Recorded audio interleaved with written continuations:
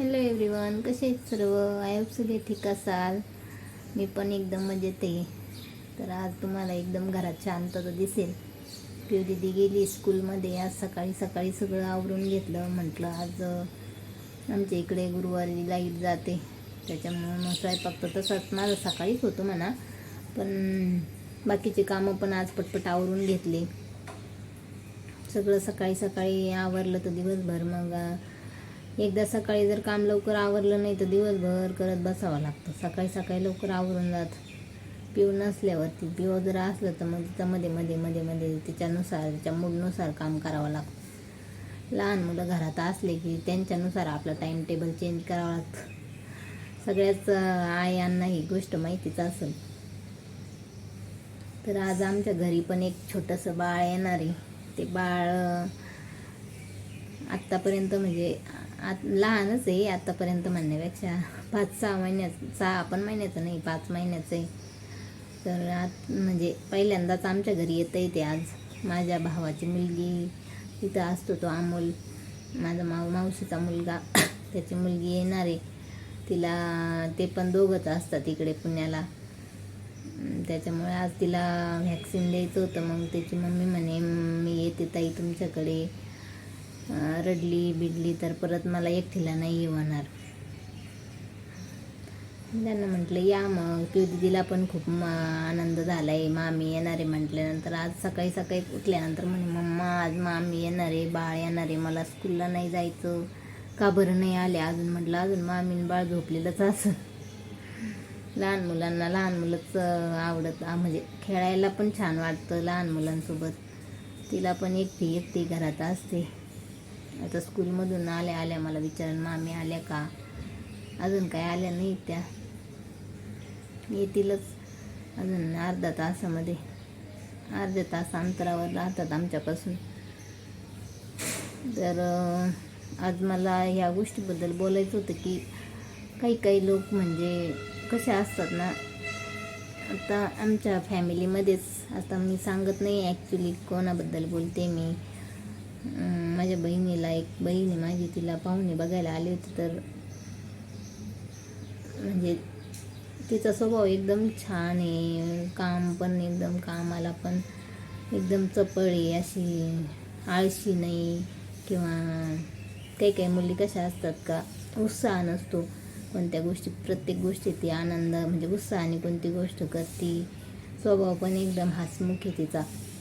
पण तिला पाहुणे बघायला आले होते तर ते म्हणे की ती जरा आम्हाला जाड आहे वाटते, दिसायला पण चांगली आहे, पण मग माणूस कसा असतं ना, म्हणजे म्हणायच्या गोष्टी असतात ह्या फक्त, का स्वभाव चांगला पाहिजे, दिसायचं काही नसतं. तर ही गोष्ट आज मी अनुभवली की जेव्हा स्वतःवर येतं तेव्हा व्यक्ती म्हणजे असा विचार नाही करत का स्वभाव चांगला असतो. दिसणं सगळ्यांसाठी महत्त्वाचं असतं. ह्या गोष्टी फक्त म्हणायच्या आहेत की माणसाचा स्वभाव चांगला पाहिजे. पण माझं वैयक्तिक मत असं आहे का दिसणं माणसाचं क्षणिक असतं. म्हणजे एखादी व्यक्ती आता समजा विशिष्ट एजमध्ये चांगली दिसते असं नाही की ती आयुष्यभर तशीच दिसेल, किंवा म्हातारपणी पण ती तशीच दिसेल. पण एखाद्याचा स्वभाव जर सुरुवातीपासून जसा असतो तो स्वभाव मरेपर्यंत तसाच असतो. आणि मी पण एवढी अशी मोठी नाही आहे या गोष्टीबद्दल बोलणारी, किंवा मला असं खूप काही कळतं असं पण त्याच्यातला अर्थ नाही आहे. पण एक माझं मत असं आहे की माणसाने खरंच स्वभाव बघितला पाहिजे. कारण बरेचसे आजकाल आपण बघतो डिवोर्स होतात. ती का बरं होतात की दिसण्यावरून थोडे होतात. स्वभाव म्हणजे नवरा बायकोचा स्वभाव मॅच नाही झाला, किंवा एकमेकांचं पटलं नाही, समजून घेतलं नाही. आजकालच्या मुली एकदम अशा, म्हणजे मी पण आजकालच्या जनरेशनमधली, पण म्हणजे राग जास्त येतो, फक्त नवराच पाहिजे जवळ, असं अशा स्वभावाच्या मुली आहेत आजकालच्या. पण ती एकदम अशी सगळ्यांना सांभाळून घेणारी, सगळ्यांना पाहुणे वगैरे कधी गेलं तर एकदम आनंदाने बोलणारी. मी विशिष्ट त्याच लोकांना नाही म्हणणार, पण समाजात सध्या तशीच परिस्थिती का मुलं असा विचार करतात की मला छान बायको पाहिजे, छान दिसणारी पाहिजे, चांगली राहणीमान पाहिजे तिथं, जास्त साधीसुधी पण नको. त्याच्यानंतर स्लिम पाहिजे, असं काही नसतं. एखाद्याचं शरीर असतं, कधी ते होतं कमी कधी जास्त, पण स्वभाव बघितला पाहिजे कधी पण. हे मला याच्यातून सांगायचं आहे. असो, जाऊ द्या, ज्याचे त्याचे विचार. पण म्हणजे त्यांच्यामुळं पण म्हणजे बाकीचे किती असे खुश असतात की पसंत झालं किंवा नाही झाल्यावर एकदा आईवडिलांना साहजिकच आहे, वाईट वाटतंच. आणि जाऊ द्या, तिचं नशीब. असं काही नाही का ते नाही म्हटले म्हणजे तिला कुणी सगळेच नाही म्हणतील. कदाचित देवाची इच्छा दुसरी असेल. प्रत्येक गोष्ट होते ती चांगल्यासाठीच होते. आपण याच्यातून ही गोष्ट शिकायची. आणि चांगल्या माणसांसोबत चांगलंच होतं. तर आता जरा वेळाने पिऊला पण आणायला जावं लागेल मला. रोज स्कूल सुटल्यानंतर काही ना काही घराणं असतं. मम्मा याने असं केलं, ते असं म्हटली. आता बघते आता काय म्हणन आज.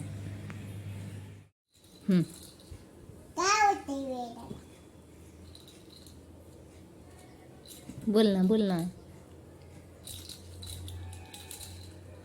बुगी लागली अजून.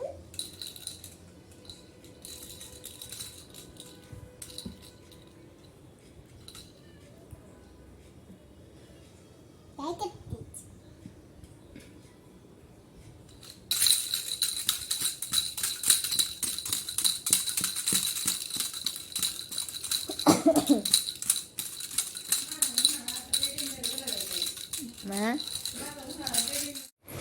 आत्ताच पिऊ दीदीची बहीण गेली तिच्या घरी. तर पिऊला 2-3 दिवस होती. तर तिला पण तिची सवय झाली होती एकदम.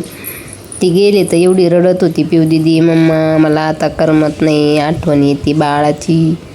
ती पण एकदम म्हणजे अशी रडकी नव्हती, लय रडायत नव्हती. पिऊ दीदी एकदम खेळायची तिच्यासोबत. पिऊला बघून तर इतकी हसायची ना. पण जरा तिला कान पण दुखत होतं तिचं, त्याच्यामुळे दवाखान्यात नेलं होतं आजच. मग आज गेले संध्याकाळी आता ते.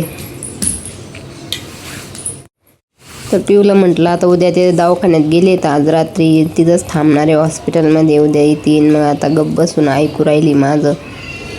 तर माझा पण रात्रीतूनच कान दुखायला लागला होता. मग आता मी पण कानामध्ये ड्रॉप टाकला. पिऊच्या पप्पानं म्हटलं मेडिकल म्हणून ड्रॉप घेऊन या. थंडीमुळे असे कान पण दुखून येतात एकदमच. ते तर छोटं बाळ आहे, तिला तर किती त्रास होता असं. रात्रभर तिची मम्मा तिला मांडीवर घेऊन बसत होती रडल्यानंतर. लहान मुलं जोपर्यंत 1 वर्षाची होत नाही तोपर्यंत त्यांना सांभाळणं जरा अवघडच असतं. मग त्याच्यामुळे आता तिला दवाखान्यात नेलंय. मग तिच्या कानाला ड्रॉप टाकले तिच्या मम्मानी. मग मी पण तिला अशी थापडीत होते, असं असं करायचे. तुला कसं असं करते झोपायचं असं. तिची मम्मा बिचारी तिला मांडीवरच घेऊन बसत होती.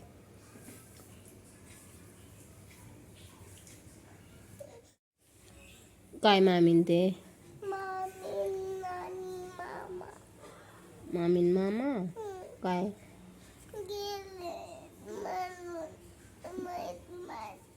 वाईट वाटतं तुला?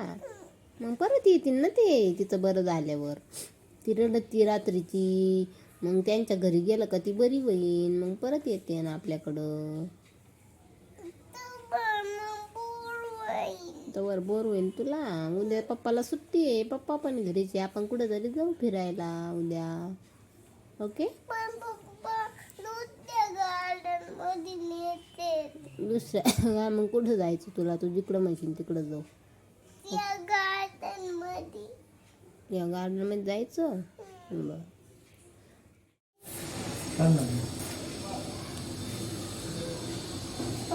आधी येतात ना मग ते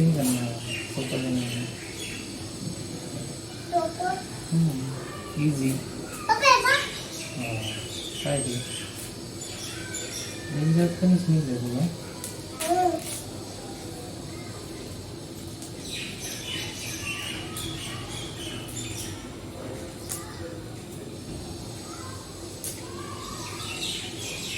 काढते